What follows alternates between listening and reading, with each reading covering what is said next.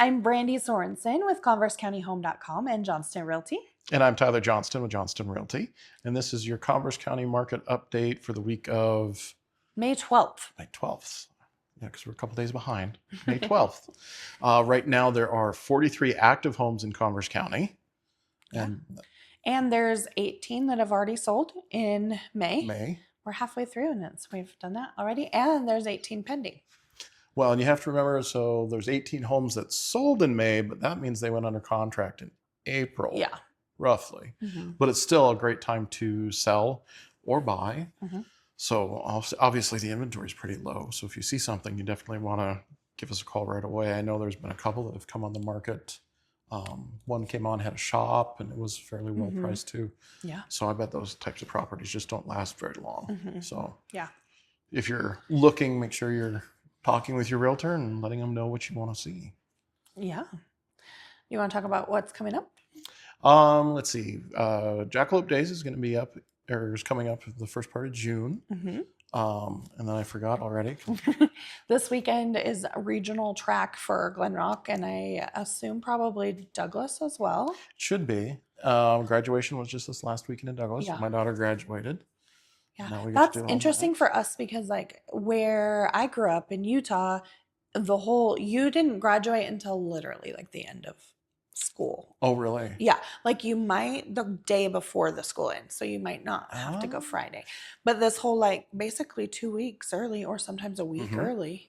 Yes, that's interesting. They didn't have to go the last 2 weeks, and then they graduated Sunday. And then she was screwing around afterwards, because they don't give you your diploma, as you're walking across the stage. You have to pick it up afterwards. Make sure so it doesn't blow away. Want to make sure you behave during graduation. Yes.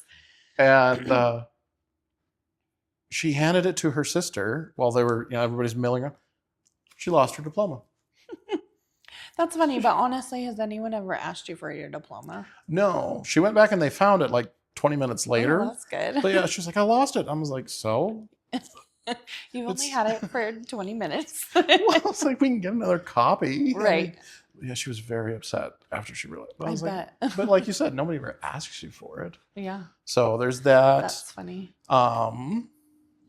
There is let me look on my phone real quick, but there is the Pioneer Cemetery and Child's Trail Tour.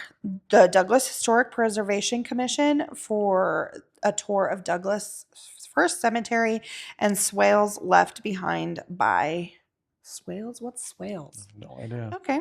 Anyways, left behind by travelers on the trails, the child's cutoff of the Oregon Trail. Family friendly. Gosh, I should not be a reader. And weather permitting. I just love the Pioneer Cemetery. I think it's really cool. I always tell people to go check it out. My aunt used to work at the Pioneer Museum. Oh, yeah. She was Pioneer Museum is really good. Yeah. I don't think people take advantage of it as much as... I've noticed, so I've traveled around and like lived in a lot of places. A lot of the things that are like little museums or whatever, people who live there don't ever think to go there because they just live there. Because it's just right down the street. And then, and sometimes you just forget that that's even there. Like in Douglas, and I'll admit, or in Glenrock, I'll admit I haven't gone, but like the museum, it's in this building that's by the town square. Like you don't really think about it. But when somebody's Googling, like, hey, we're going to Glenrock, what's there? It comes up, and there's some really cool stuff. I've seen the website. I was going to say, I've never been in the museum. Maybe we should make a video in the museum. Yeah. So it is. Yeah. It's really common for people who live in an area not to go. But there's so much cool history stuff around here. There is. There's a lot of...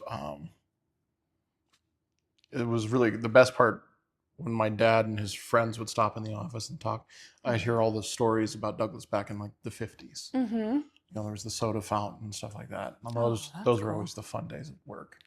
I worked with Dennis Switzer at the radio station, and he loves to tell stories, and he's like a history buff. So he half the time I wasn't working, but I was getting paid because he was telling me about, have you ever heard of such and such, like this tiny town and how it became, and then about Douglas and what this used to be.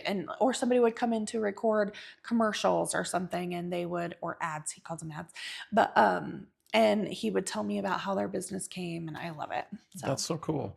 yeah. That's what my grandfather used to own the Beacon in Casper. Oh, really? Yes. Okay. And I didn't know that until I went to have my taxes done. And the gentleman that used to do my taxes, of course, did my grandfather's. And he was asking him one day, he was like, hey, he was telling me, he's like, I was asking Harry, he's like, what is this? He goes, oh, well, that's when I sold the Beacon Club. He goes, you own the Beacon Club? He goes, well, part of it, yeah. And he goes, Harry, you never told me you own the Beacon Club. And he said, Dick, you're my accountant. There's a lot of things I don't tell you. So it's fun when you talk to the older people in town that have those memories and tell you all those things that they were a part of. It's just, that was part of their life. Yeah, that's really cool. Okay, do we have anything else? I think that's it. So question for you on real estate. Yeah. How do you feel about contingencies? Contingencies. So contingency is basically anything that this contract will go through as long as this other thing happens. Yep. So I'll narrow it down just because I was asked recently, so I'm going to ask you your opinion. Okay. Contingency on another home that they have to sell in order to, if you're representing the seller, what's your advice if you get an offer and it's contingent upon them selling another property? Okay. First of all, that I'm glad you clarified, because a lot of people do talk about contingencies only meaning that. Yeah. But contingency literally could be anything. Home insurance, appraisal, all those types of things. So a contingent on another house selling, I take it for what it is. First of all, we obviously have to give every offer to the seller and explain what it means. To me, it depends, is the home on the market already, or is it like about to go on the market? One thing I really recommend, if you want to do that, because it is a common thing, not usually, but a lot of times somebody has to sell a home to buy a home. So it's not uncommon. I think letting know when it's going to be on the market and have a date. So if you're just saying, I'm going to put it on the market in the next 10 or 12 days, I feel like that's a really long time. If you're serious, you need to get it on the market next couple of days, whether it's perfect or not. But if you're looking at a home, you should be kind of already considering that. The other thing that I talk to my sellers about is who is it with? Is it listed? I've had offers that are like, I'm going to sell it by owner or not put it on the market. Well, I'm sorry, as a seller's agent, that sounds terrible, because what are the odds that your home is going to get under contract? It's not going to be shown to the most amount of people. It's not going to be advertised and brought in, because I have to protect and market it, and I have to protect my seller. And it's always their decision, but I have to say, this concerns me if it's going to be that. And then obviously I really like having either a 48 or 72 hour first right of refusal. In Casper, 48 hours is how it is. But here I've noticed that there's more 72 hour or longer. Now what that is so we keep the home marketed, and still if on the market to be sold. Yes. And we put in the information that it does have another offer with a contingent. And then if we do get an offer, then the first person who has the other home to sell either has to get that home under contract or be able to qualify for both. Right. Prove that they can close within a set period of time. And so those are the things that I really concern me. If you're representing a seller and the offer comes in through the buyer's agent or a buyer, and they say that they want you to take it off of the market while they try to sell their home. That's really hard, because I have I have actually done that with a client. Mm-hmm. But obviously it's the seller's choice. However, this seller had been on the market. It was a niche property, one that, it's not just a regular thing that everybody it's a special would want. type of thing. Yeah, it's special buyer. And I reached out to the buyer's agent. I was like, why is this? I haven't ever.